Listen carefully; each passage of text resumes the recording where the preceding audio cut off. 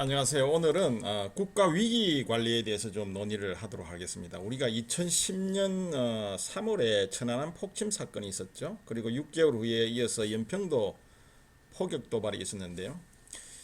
자, 이 두 사건을 우리가 경험을 해놓고 볼 때, 이 북한 도발이 심각한 국가 위기를 조성할 수 있다는 것을 우리가 뼈저리게 느꼈고요. 이러한 국가 위기는 전시뿐만 아니라 평시에도 우리가 위기 관리가 국가 안보에 매우 중요한 중요하다는 것을 보여주는 대표적인 사례라고 할 수가 있죠. 자, 위험과 위기는 차이가 좀 있는데요. 위험은 객관적인 어떤 상황 자체가 위험이라고 하면, 위기는 당면 상황에 대한 행위자의 주관적인 인식과 판단이 개입된다는 점에서 위험과 차이가 있죠. 다시 말해서 중대한 어떤 상황이 발생했는데도 이를 위기로 인식을 하지 못해서 상황이 악화될 수도 있고요. 또 반면에 경미한 사건을 위기로 잘못 인식을 해서 과도하게 대응을 함으로써 또 예기치 못한 위기를 조성할 수도 있는 것이죠. 국가 위기라는 의미는 국가가 위험에 처해 있거나 처할 가능성이 높은 상황을 의미하고요. 합동참모본부에서는 대한민국과 영토, 국민과 군대, 소유권 혹은 이익에 위협을 주는 사건 또는 상황을 말하고, 국가 목표를 달성하기 위하여 외교적, 정치적, 경제적, 군사적으로 중요한 조건이 조성되어 군대와 자원이 투입이 요구되는 사건이나 상황으로 정의를 하고 있고요. 자, 이러한 국가 위기 상황의 근본적인 특징은 우선 국가 상위 가치에 대한 위협을 가져온다는 것이고요. 그 다음에 이러한 위기는 어떤 돌발적으로 발생하고 또 의외성을 갖는다는 것이죠. 그리고 시간의 어떤 부족으로 인해 가지고 대응 방안을 결정하기가 쉽지 않다는 것이에요. 그리고 이 위기가 어떻게 발전할 것인지에 대한 어떤 불확실성 때문에 국가 위기는 결국은 이러한 불확실성을 가지고 있고요. 그래서 국가 위기는 국익에 대해 심대한 위협을 가하고 또 예상치 못한 가운데서 돌발적으로 발생을 하고 신속한 대응이 요구되는 특정한 국면 혹은 상태, 이렇게 우리가 국가 위기를 정의를 할 수가 있겠습니다. 이러한 위기의 종류에는 고강도, 저강도 위기가 있고요. 그 다음에 단기적인, 장기적인 위기, 그리고 위협의 성격에 따라서 군사적, 비군사적 위기, 그 다음에 위협의 발생 방법에 따라서 인위적 또는 자연적 위기, 그리고 복합적, 단일적 위기, 이런 어떤 위기를 구분을 해볼 수가 있는데요. 이런 위기는 그런데 중복되어 나타나기 때문에 어떤 위기 상황의 특성 구성이나 또는 장기적 뭐 그러니까 이런 위기라는 것은 서로 복합적으로 나타난다는 것이죠. 예를 들면 장기적이면서도 저강도의 위기가 나타날 수도 있고요. 또는 예측하지 못한 가운데서 단기적이고 고강도로 나타나는 경우도 있죠. 천안함 사태나 또 연평도 포격 도발 같은 경우는 단기적이지만 굉장히 고강도의 어떤 위기다, 이렇게 이야기할 수가 있죠.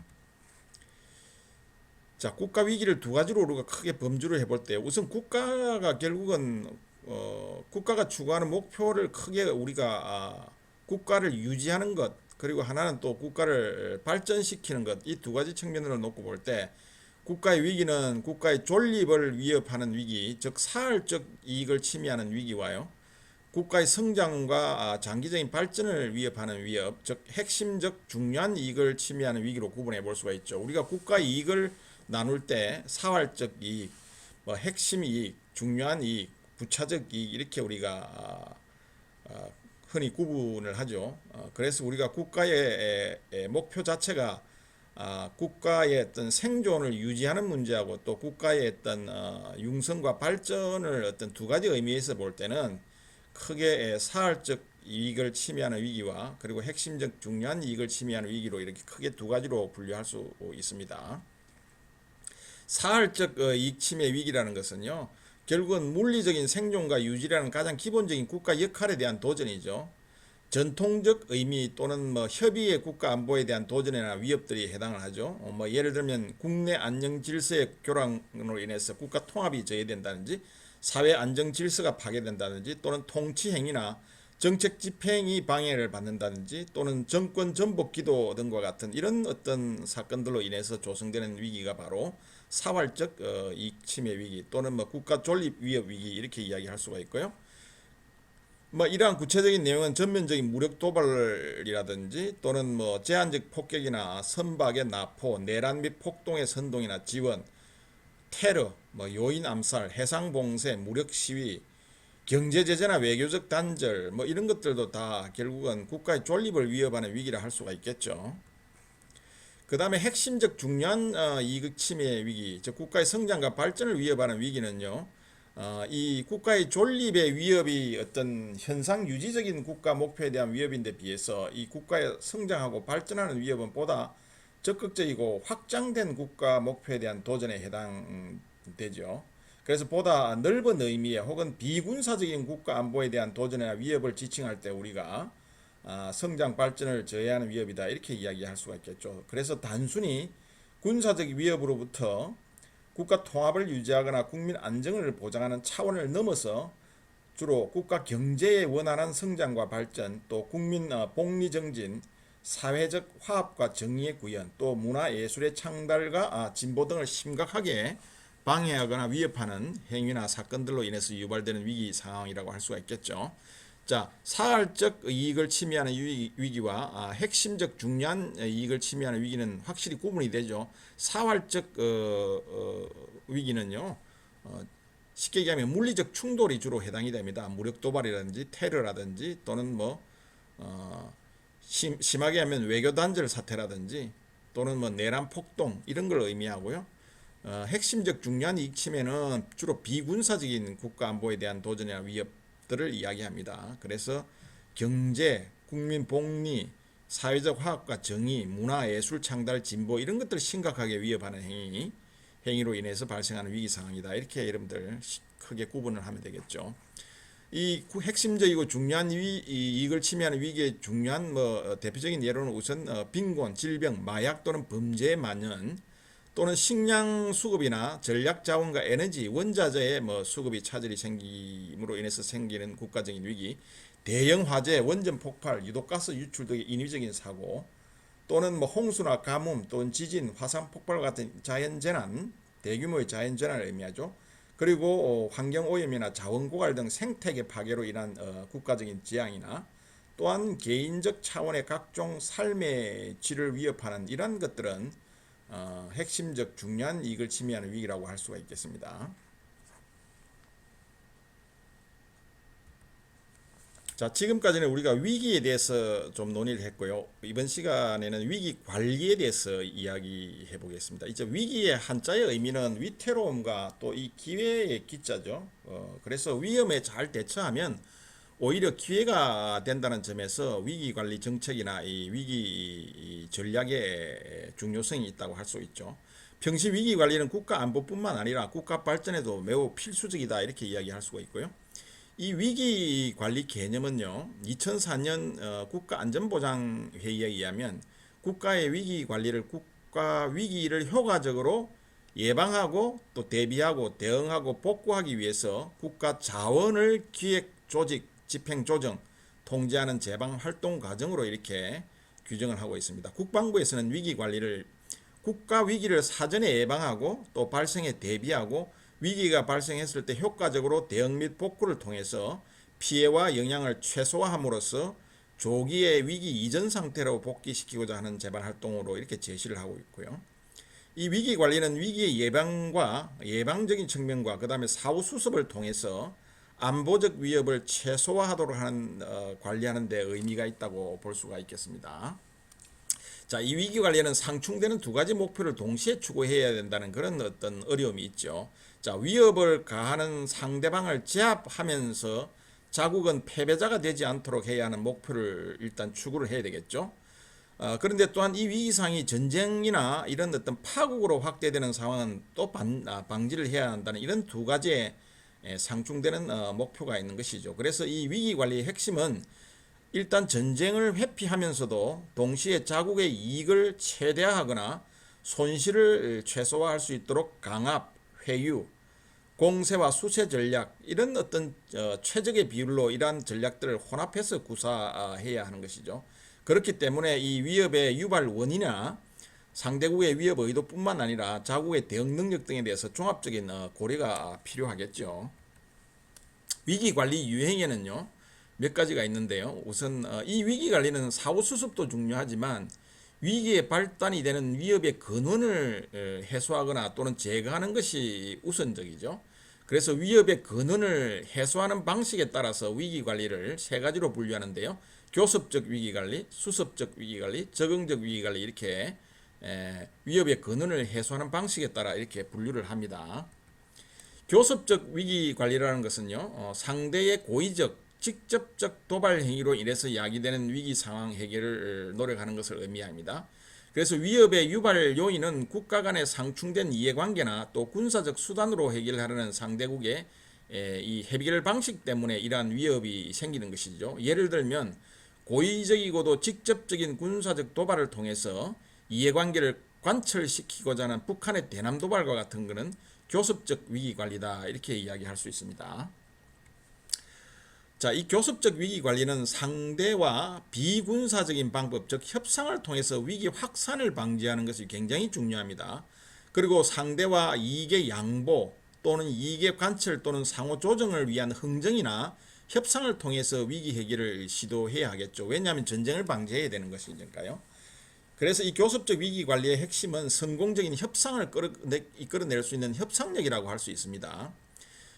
그리고 유사한 위기 상황이 되풀이되는 것을 방지하기 위해서 이 협상에서는 위기 상황에 대한 해결뿐만 아니라 상충된 이해관계에 대한 논의가 필요하겠죠. 즉 위기의 근원을 우리가 해소하거나 제거를 해야 이러한 위기가 되풀이되지 않겠죠. 그래서 또한 이러한 협상 외에도요, 적절한 군사적인 대응을 통해서 위기 확산을 방지하는 것 또한 굉장히 중요합니다.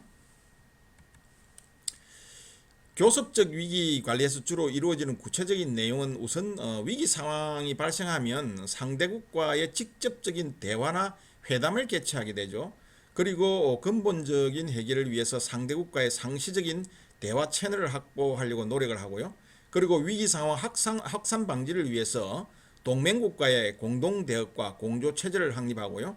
그리고 유관 국가 기관 및 국제기구와의 공동 대응 태세 확립 등을 하는 것이 교섭적 위기 관리의 주요한 조치사항이라고 할 수가 있습니다.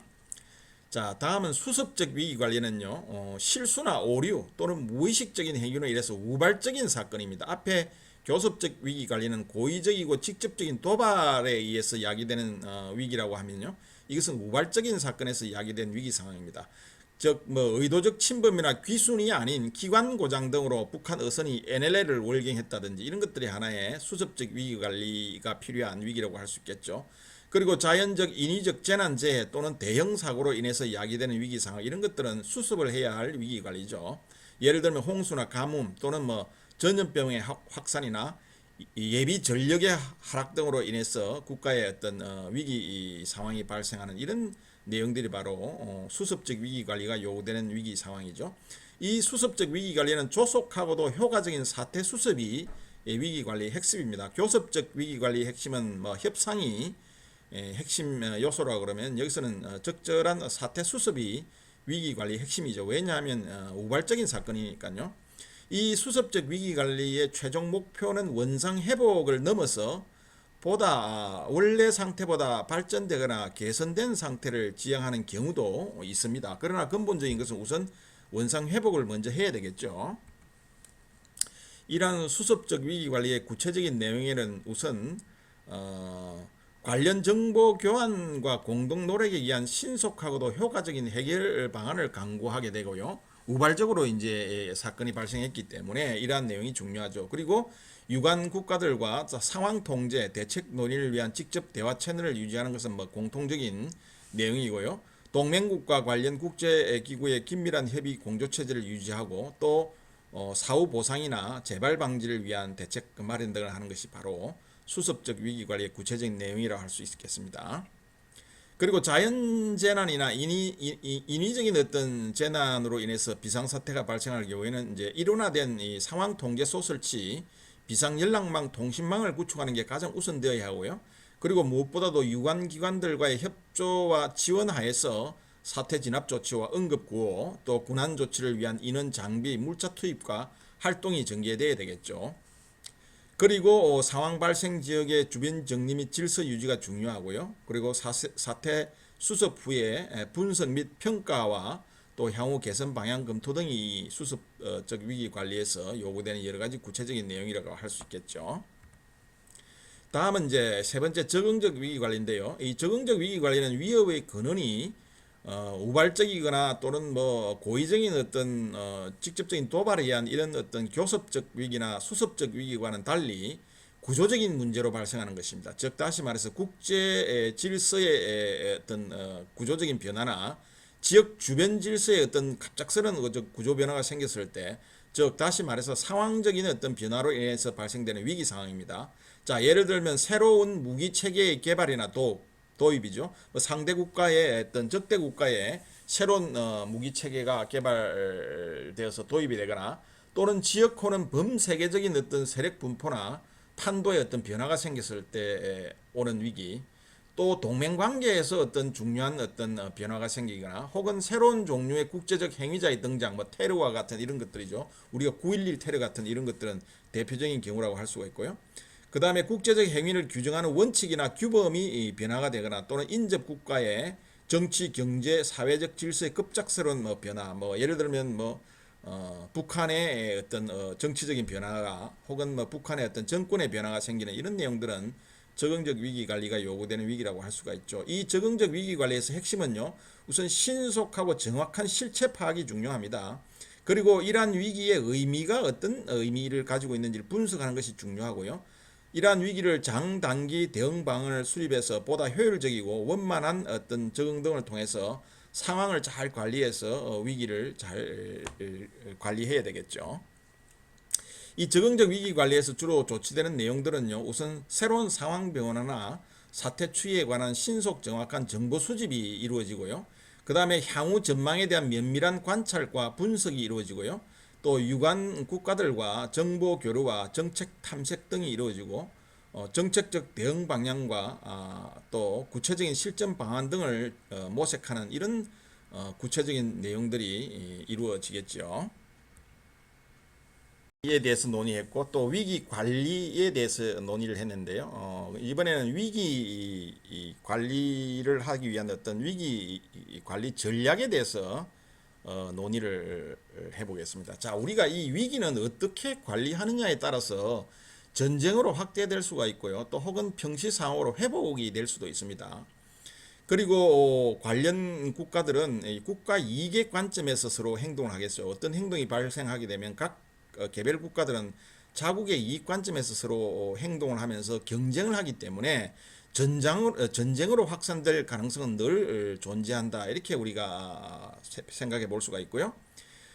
위기 상황, 특히 교섭적 위기 관리, 즉 직접적 도발이나 어떤 고의적인 어떤 행위로 인해서 발생하는 위기를 말하는 것이죠. 북한의 대남 도발이 대표적인 예입니다. 이런 교섭적 위기 관리에서는 네 가지 선택이 가능합니다. 우선 협박 전략이죠. 블랙메일이죠. 블랙메일. 그 다음에 맞대응 전략. 우리가 쉽게 이야기하면 tit for tat이죠. 눈에는 눈이죠. 이런 맞대응 전략이 있을 수 있고요. 그 다음에 한계를 설정하는 거죠. drawing a red line이죠. 그 다음에 공약과 결의를 전달하는 이런 네 가지 어떤 옵션을 우리가 생각을 해 볼 수가 있습니다.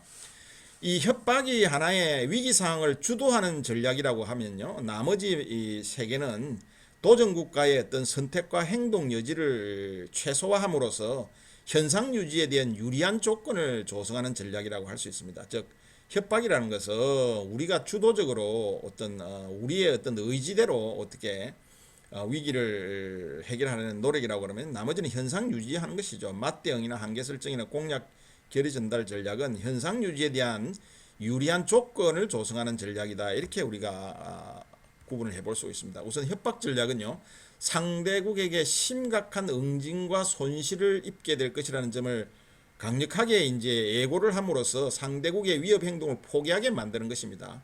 자, 이러한 협박 전략은 성공을 했을 경우에는 무력 사용 없이 위기가 해결이 가능한데요. 만약에 실패하게 되면 한 발짝 뒤로 물러서거나 또는 다른 전략을 모색해야 할 입장에 놓이게 된다는 것이죠. 그래서 협박이 통하지 않으면 결국은 다른 대안을 마련하기가 굉장히 어렵다는 이런 한계점이 있죠. 자, 예를 들면 이제 베를린 위기에서 우리가 소련의 핵무기 사용 협박이 대표적인 하나의 협박 전략의 예인데요. 1961년도에 그때는 이제 동서독이 서로 분단이 되어 있을 때죠. 베를린도 마찬가지입니다. 당시 냉전 시대에는요.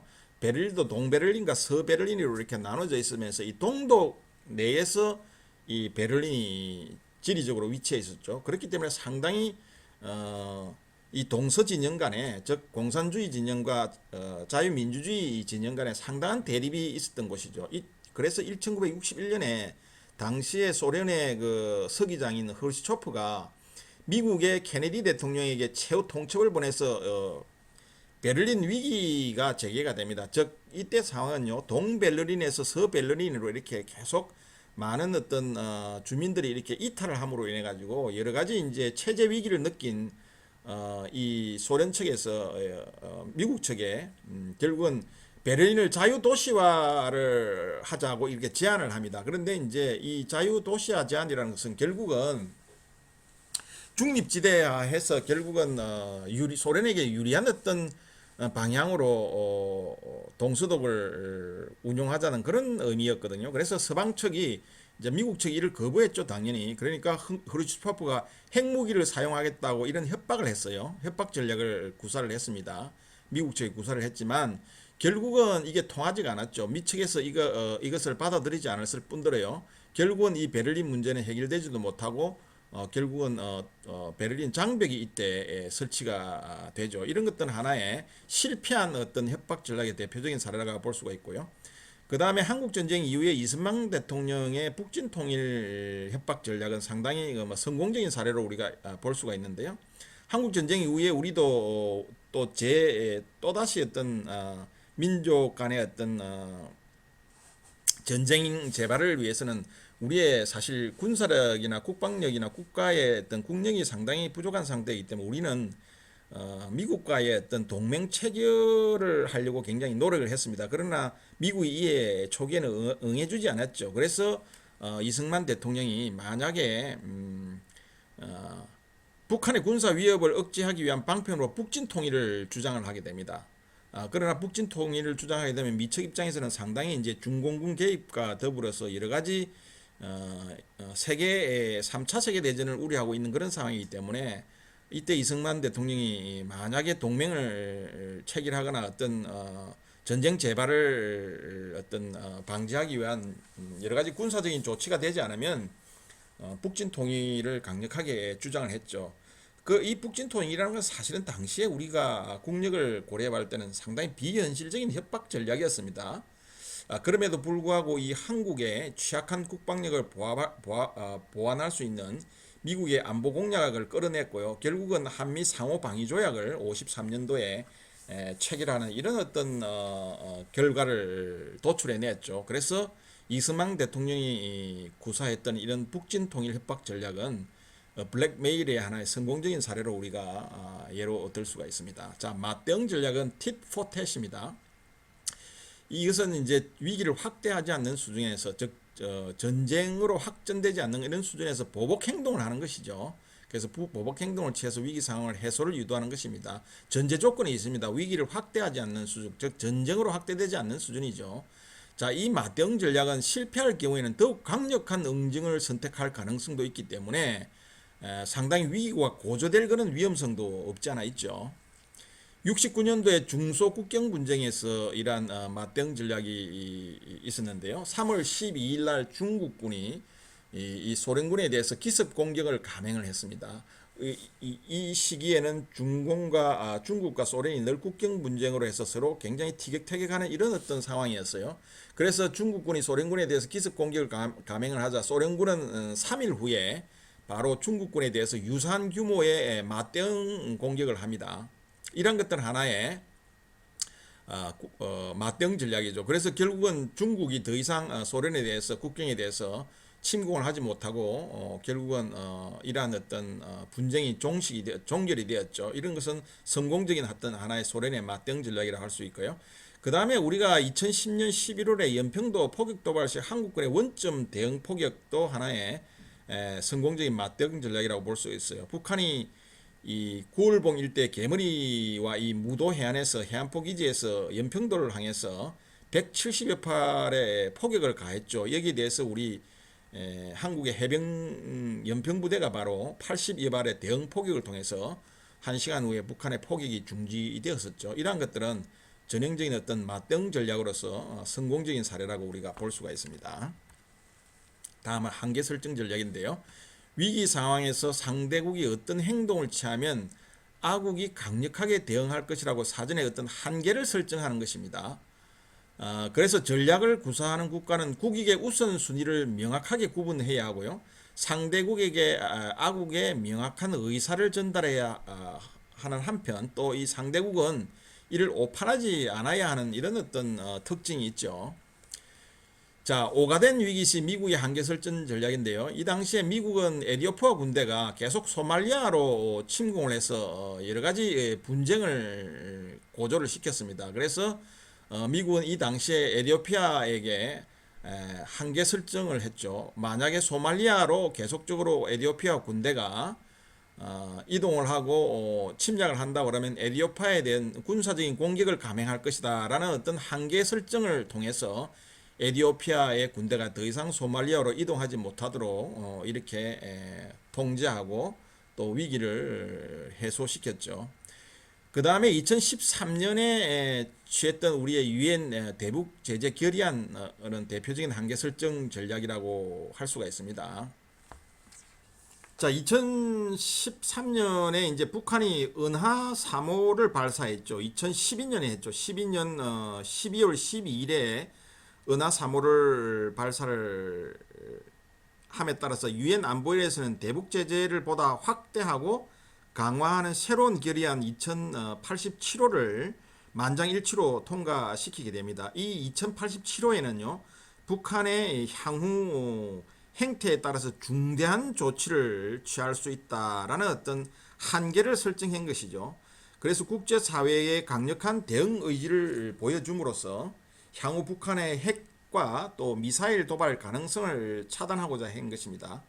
자, 그렇지만 북한은 그해 2월 12일에 3차 핵실험을 강행했고 한반도의 이 상황은 더욱더 악화되었죠. 그 이후로 또 4차, 5차, 6차 핵실험을 통해서 핵 무기를 완성하는 이런 어떤 행태를 보였죠. 이것은 한계 설정 전략이 그렇게 성공적이지 못하다 이렇게 우리가 평가할 수 있는 것이죠.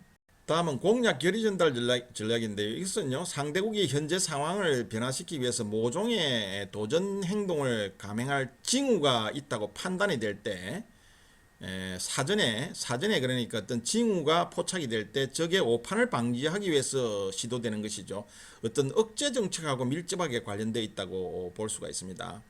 양국이 높은 수준의 긴장 관계에 있을 때 이 결의 전달을 위해서 군사력을 배치를 하거나 또 전개할 경우 또 상대국의 상응한 행동을 유발하며 위기가 확대될 수가 있습니다. 그래서 이 공약 결의 전달 전략은 이러한 어떤 군사력을 배치하거나 전개할 경우에는 여러 가지 이러한 우발적인 사태를 고려해서 전략을 구사해야 하겠죠. 자, 공약 결의 전달 전략의 대표적인 경우는 우리가 한미연합연습과 훈련을 들 수가 있는데요. 자, 북한의 이러한 한미연합연습을 통해서 북한의 군사적 모험주의 유발 가능성도 있지만 북한의 전쟁 도발을 억제한다는 국익이 근본적이고 더 중요하기 때문에 우리가 1년에 2번씩 한미연합연습을 하는 것이죠. 그리고 또 썬더맥스나 또는 공중 우리 공군 한미연합 공군훈련 이런 데를 하는 이유는 바로 북한이 이러한 어떤 북한을 자극을 함으로써 북한의 어떤 모험주의도 유발할 가능성이 있지만 이거보다는 훨씬 우리의 근본적인 어떤 국가 방위의 어떤 중요성이 더 중하기 때문에 이러한 어떤 공약 결의 전달 전략을 이런 훈련을 통해서 우리의 의지를 이렇게 보여주는 것이죠, 일종의. 그 다음에 북한의 임진각 포격에 대한 한국의 대응 사례도 우리가 좋은 예가 되는데요. 2012년에 이제 북한이 22일 날 이 탈북 단체들이 대북 전단 살포를 이제 앞두고 임진각에 대해서 군사적 타격을 북한에 경고를 했죠. 만약에 탈북 단체들이 임진각 아, 어, 전단을 살포하면 임진각을 타격하겠다 이렇게 이제 경고를 했는데요. 이때 이제 우리 국방부에서는 어떤 그런 일이 만약에 발생하면 도발 원점에 대해서 완벽하게 대응할 것이라는 어떤 결의를 북한에게 전달함으로 인해 가지고 적의 오판을 사전에 방지한 바가 있죠. 자, 이 당시에는 이제 북한의 어떤 우리가 남북 간 간의 하회 협력을 위해서 전단 살포가 중지된 상황인데 정부의 정책에 이제 반대를 한 탈북 단체들이 이제 몰래 이렇게 대북 전단을 살포를 하는 과정에서 수소 가스를 이용해서 이제 대북 전단을 북으로 날려보내는 이런 어떤 상황이었고요. 그리고 그 전단 속에는 이제 북한 화폐 이런 걸 넣어서 대규모적인 어떤 전단 살포를 하면서 결국 북한이 이제 체제 위기를 느꼈기 때문에 이러한 어떤 상황이 초래됐던 것이죠. 다행히 이러한 포격 도발 경고에 대해서 우리가 강력한 어떤 결의를 상대방에게 북한에게 전달함으로써 적의 오판을 효과적으로 방지한 바가 있죠. 이번 시간에는 이제 우리가 이 지금까지 우리가 논의한 이 위기와 위기 관리의 이론을 가지고 과연 우리가 이 천안함 폭침 사건을 사례로 해서 국가 위기 관리가 어떻게 관리가 되었는지 그런 문제점은 없었는지 또 발전 방향은 어떤 것인지 이런 데 대해서 좀 논의를 해보겠습니다. 천안함 폭침 사건은 2010년 3월 26일에 백령도 인근 해상에서 경계작전을 수행 중인 우리 제2함대 소속 천안함 초계함이죠. 북한 잠수정의 의뢰 공격을 받고 침몰한 사건입니다.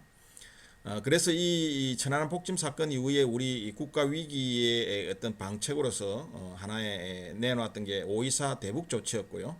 그리고 이러한 사건을 유엔 안전보장회 이사회에 회부를 했죠.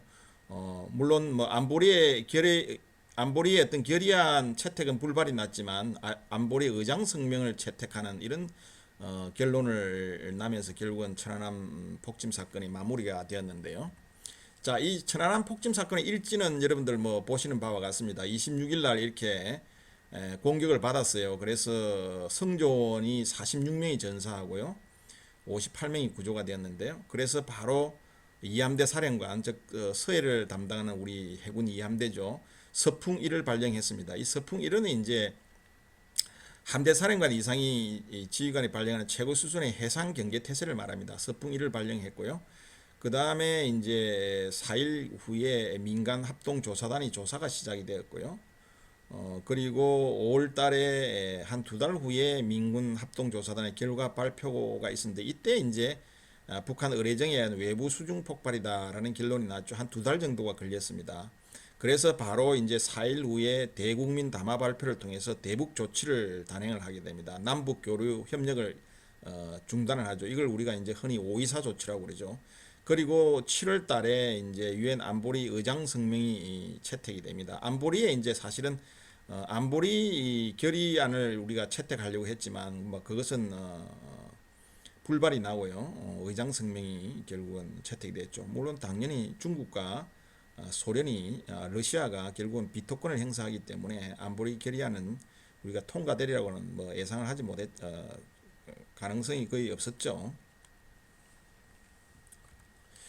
자, 이 천안함 폭침 사건이 생겼을 때 이 위기 관리는 우리 일반적인 어떤 정책 일반적인 어떤 위기 관리 절차에 의해서 이루어졌습니다. 상황 전개로부터 위기 평가, 방책을 발전시키고 반책을 선정해서 계획을 수립해서 시행하는 이런 단계가 위기 관리 절차인데요. 그런데 이 단계는 사실 뭐 순서적으로 이렇게 이루어지는 것은 아닙니다. 어떤 단계에서는 바로 그냥 상황 전개로부터 바로 방책이 선정되어서 시행이 되는 경우도 있고요. 여러 가지 이 순서적인 하나의 일반적인 순서를 이야기하는 것입니다.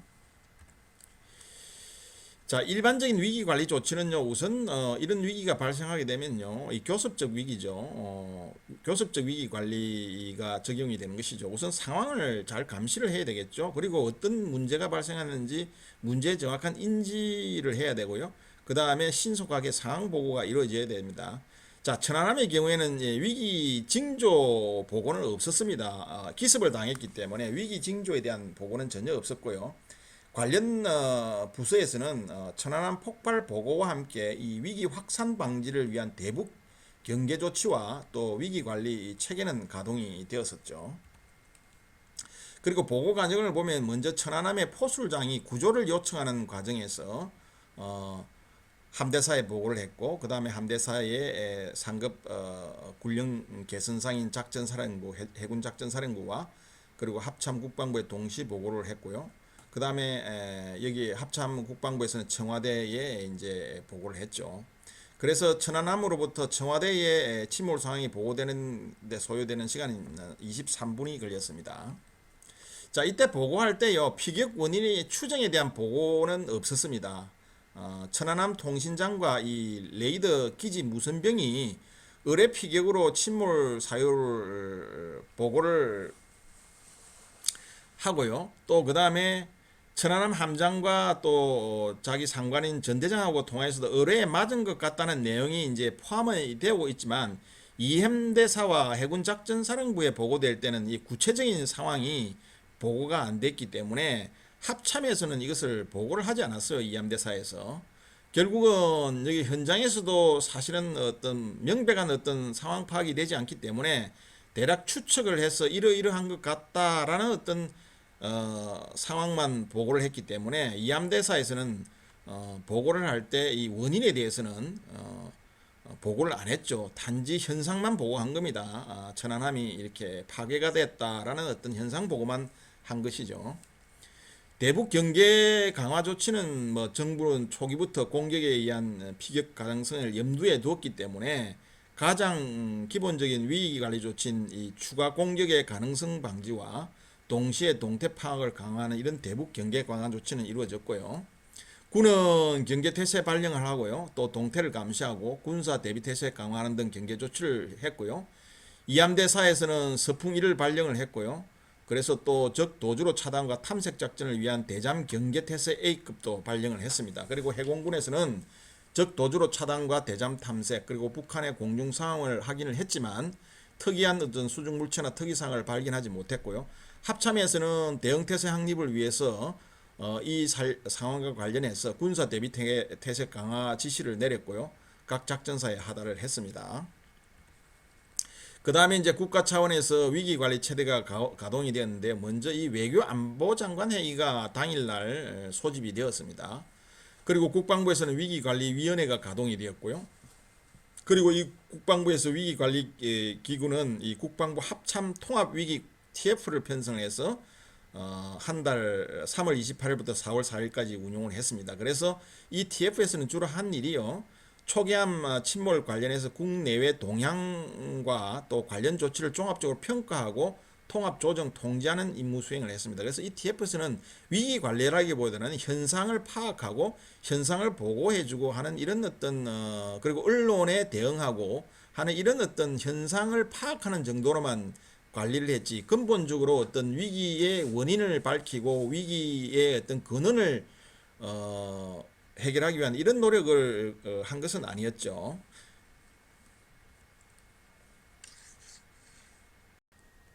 자, 지금까지는 우리가 이제 상황 전개 단계에 대해서 논의를 했는데, 다음은 이제 위기 평가 단계를 한번 논의를 해보겠습니다. 이 위기 평가 단계에서는요, 위기 관리 단계는 크게 우리가 상황 전개, 위기 평가, 방책 발전, 방책 선정, 계획 수립, 시행 이런 단계로 진행이 된다고 했죠. 그러나 반드시 순서대로 이루어지는 것은 아닙니다. 그래서 천안함 폭침 사건은 우선 앞에 논의한 것은 우리가 이 상황 전개 단계에 대해서 논의했고, 이번 시간에는 위기 평가하고 방책 선정에서 시행하는 단계까지 한번 논의를 진행해 보도록 하겠습니다. 자, 이 위기 평가 단계에서는 주로 이루어지는 내용들이요, 문제 인식과 문제의 어떤 위기의 의미를 분석하는 것이 중요하죠. 그리고 지속적으로 정보를 수집하고 종합적으로 분석하는 분석이 이루어지고요. 그 다음에 상황에 대한 어떤 평가 등이 이루어지는 단계라고 할 수 있습니다. 자, 천안함 폭침 사건의 경우 합동조사단의 발표 이전에는 이 정보를 수집 분석하는 데 주력을 했습니다. 그래서 발표한 이후에는 또 북한의 도발 의도와 배경, 그리고 위협의 강도, 그리고 위기 사건의 성격에 대해서 종합적인 평가를 시도를 했죠. 자, 이러한 정보를 종합 분석하는 단계에서는요, 외국인 24명을 포함해서 민군 합동조사단 73명이 편성이 되어서 4월 10일부터 6월 30일까지 활동을 했습니다. 그래서 민군 합동조사단에서는 비폭발, 내부 폭발, 그리고 외부 폭발 이 세 개의 가능성을 놓고 조사를 했죠. 그래서 조사한 결과 이 침몰 시간은 3월 26일 21시 22분이고요. 침몰의 원인은 비접촉 수중 폭발로 바뀌어졌습니다. 이 비접촉 수중 폭발이라는 것은 결국은 이 외부 폭발이죠. 비접촉 수중 폭발이라는 것은 결국 외부의 어떤 순항 탄도 미사일에 의한 수상 폭발이나 기뢰 의뢰 미사일에 의한 수중 폭발 이런 내용인데요. 주로 기뢰와 의뢰 미사일에 의한 수중 폭발로 이렇게 결론을 지은 겁니다.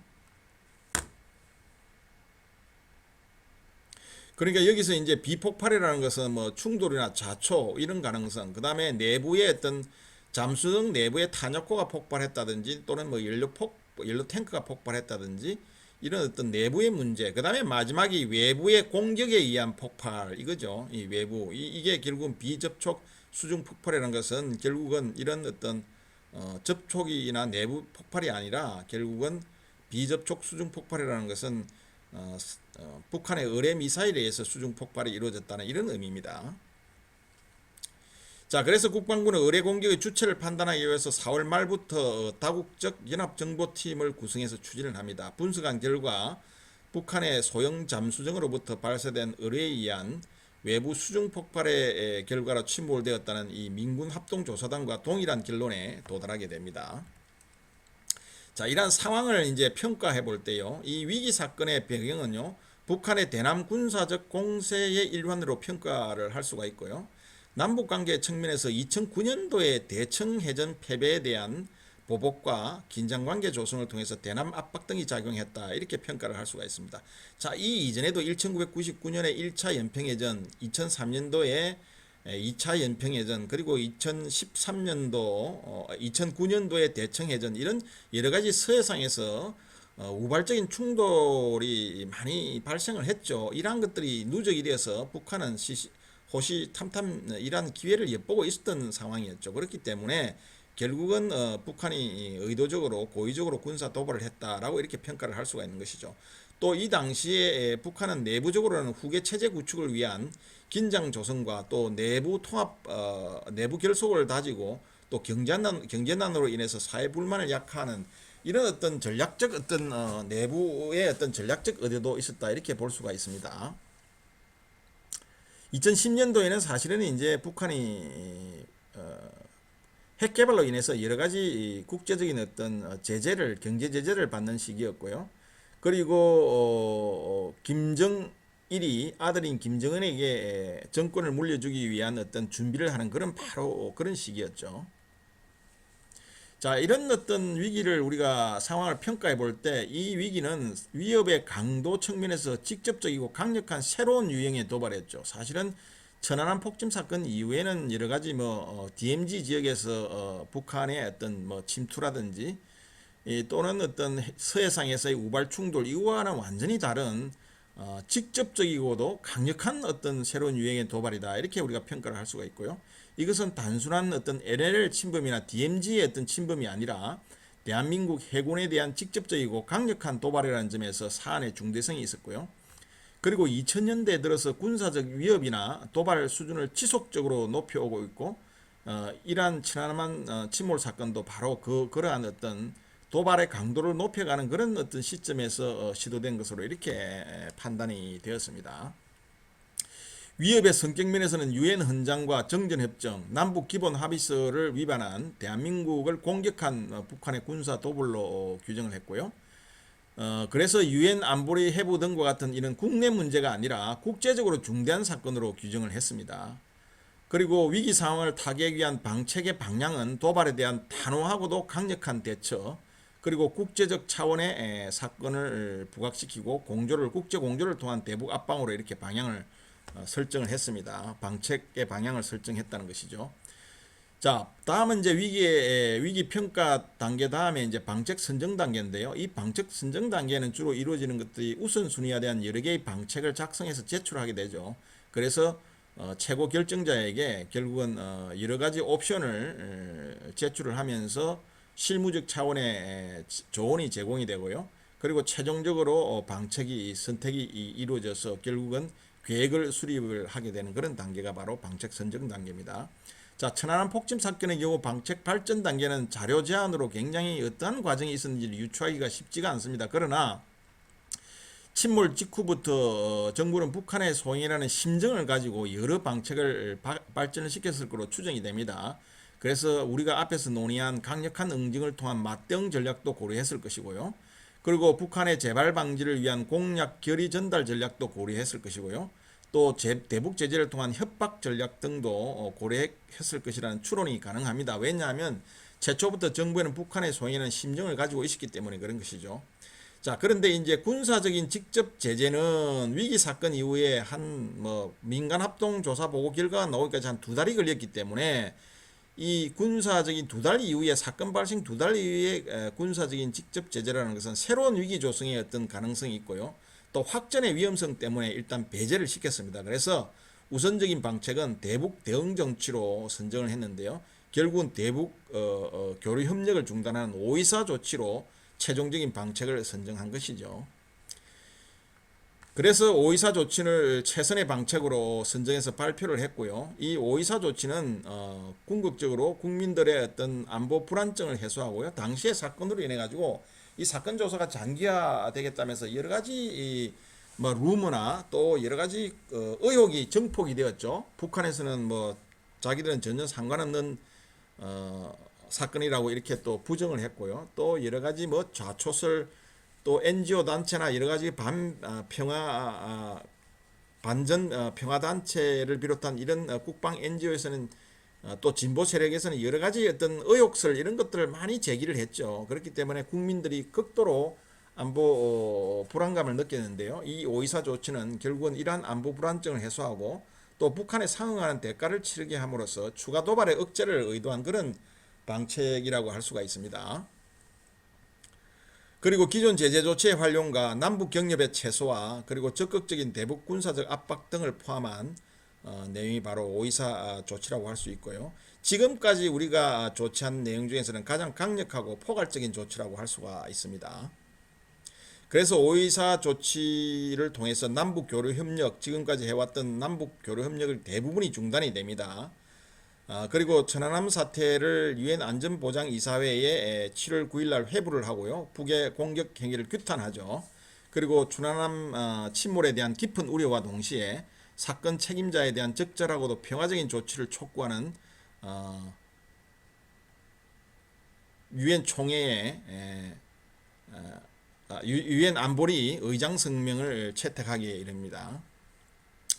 그리고 이 524 조치의 구체적인 내용으로 우선 대북 심리전을 그동안 중단되었던 대북 심리전을 다시 재개를 하게 됩니다. 그리고 각종 한미연합 훈련과 특수전 훈련 그리고 해상 기동 훈련 등이 동해와 서해와 또 지상에서 이렇게 이루어졌고요. 그 다음에 대잠전 등도 이렇게 이루어지면서 PSI 역외 영내 해상 차단 훈련 등도 이루어졌습니다. 이 PSI 역외 영내 차단 훈련이라는 것은 PSI라는 것은 대량 살상 무기를 확대 방지를 위해서 해상 봉쇄를 하는 그런 훈련이 바로 PSI의 핵심입니다. 이 PSI라는 것은 대량 살상 무기 확산 방지 구상이라는 하나의 국제 레짐이죠.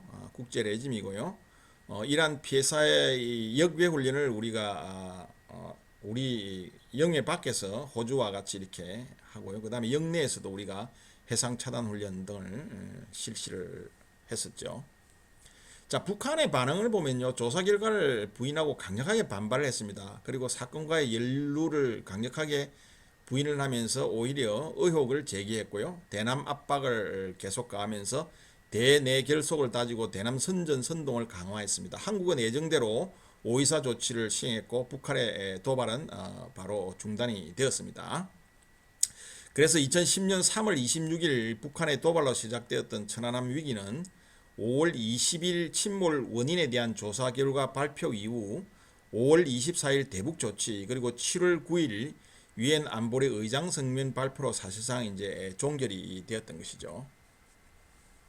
지금까지 이제 우리가 천안함 폭침 사건을 중심으로 해서 위기 관리의 단계인 상황 전개 단계, 위기 평가 단계, 그리고 방책 선정과 방책 분석과 방책 선정, 그다음에 계획 수립, 시행 단계까지 이렇게 논의를 했는데요. 자, 이러한 어떤 천안 폭침 사건을 중심으로 한 국가 위기 관리가 과연 그러면 어떠한 우리가 특징을 가졌는지를 한번 분석을 해 보도록 하겠습니다. 우선 위기 관리 기구 측면에서 볼 때요.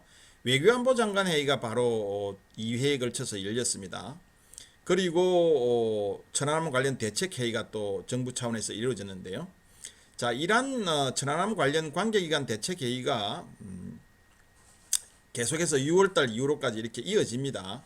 그런데 전담 위기 관리 기구, 즉 국가적 차원의 전담 위기 관리는요 20여일 후에 사건 발생 22여일 후에 구성이 됩니다. 이 외교안보 장관에는 전담 위기 관리 기구가 아니죠, 회의체입니다.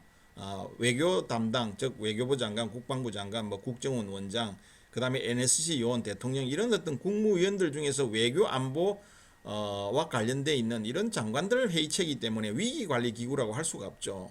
그래서 전담한 위기관리기구는 20여일 이후에 구성이 됩니다. 이 이후에 이제 대통령 지시에 따라서 국내 전문가로 재편성이 돼서 4월 12일 날 본격 가동이 됩니다. 이 위기관리의 총괄 구성이 굉장히 늦어졌죠. 그렇기 때문에 여기에 따라서 인명구조, 그 다음에 원인규명, 사태 수습의 중심 역할은 이 정부의 하나의 행정부처인 국방부가 담당을 했습니다. 사실은 이 위기관리, 국가위기관리는 국방부가 아니라 국가적인 차원에서 사실 구성이 돼야 되는데요. 그렇게 이제 늦어지다 보니까 국방부가 실질적인 어떤 위기관리를 담당하게 돼버린 것이죠. 그래서 국방부에서도 사실은 어떤 국가위기관리가 아니라 상황평가위원회와 그 다음에 TF가 편성이 돼서 주로 현장 점검, 공보활동, 국민들의 여러 가지 의혹, 그리고 어떤 국내외의 어떤 홍보 문제, 이런 것들, 그 다음에 정무 문제, 결국은 뭐 청와대 보고해주고 국민들에게 또 언론에게 여러 가지 정보 제공해주는 이런 어떤 업무를 주로 담당하고요. 그 다음에 당시에 여러 가지 국내에서 진보 세력과 여러 가지 반전평화단체에 의한 여러 가지 의혹 제기, 국민들의 또 의혹, 불신, 이런 것들이 있었기 때문에 이런 것들을 해소하는 데 주력을 했어요. 결국은 그나마. 그래서 근본적으로 국가 위기를 담당할 전담 위기관리가 20일 이후에 구성이 되었고요. 그동안에는 국방부가 담당했는데 국방부도 그것마저도 이러한 어떤 현상을 어떤 파악하고 현상을 보고해주고 홍보하고 공부하는 이런 어떤 역할에만 치중했다는 것이죠. 실질적인 위기관리가 이루어지지 않았다는 것이죠. 전담 위기관리가 없었다는 것이죠. 그 다음에 위기관리 방식 면에서 볼 때요, 이 위기관리 기구가 범정부적인 차원이 아니고 국방부는 하나의 행정부 중에 하나죠. 이 국방부 중심으로 타 부처가 지원하고 협조하는 수준에 이제 거치다 보니까 컨트롤 타워 역할이 없었다는 것이죠. 초기에 위기관리 기구인 이 외교안보장관회의는 앞에서도 설명한 바와 같이 관련 부처 간의 회의체이기 때문에 어떤 위기를 조정 통합하고 통제하고 지휘 역할을 하기에는 굉장히 한계가 있었습니다. 예를 들면 탐색 구조 과정에서 민간군 장비 투입이 굉장히 지연이 되었고요. 또 사고 해역의 특징에 대해서 여러 가지 정보가 부족해서 민간 어선 선원의 일부가 사망을 하고 실종하는 사건이 생겼고요. 또 전사자들에 대한 장례 문제나 또 포상 과정에 있어서 포상 수준의 정정 등 여러 가지 업무 혼선이 있었는데, 이것은 바로 범정부적인 어떤 컨트롤 타워가 없었기 때문에 그런 것이었죠. 그 다음에 초기 보고 체계가 굉장히 미흡해서요. 초동 대처에 대한, 그래서 초기에 어떤 보고를 할 때 위기의 어떤 원인 규명의 원인에 대한 어떤 보고가 없었기 때문에 초동 대처에 굉장히 제한이 있었고요. 추후에 합동조사단의 발표 결과에 대해서도 국민들의 의혹과 불신을 초래했죠. 그래서 초창기에 최초 보고를 할 때 확실하게 어떤 위기에 대해서 위기의 어떤 원인에 대해서 보고를 했더라 그러면 이런 혼선이 좀 줄어들 수 있겠지만, 사실 보고자 입장에서 볼 때도 현장에서도 어떤 기습적인 어떤 그런 상황이었고 지금까지 한 번도 경험해 보지 못한 상황이다 보니까 어떤 현장에서도 이것을 정확하게 보고할 수가 없던 한계점은 있었죠, 사실은.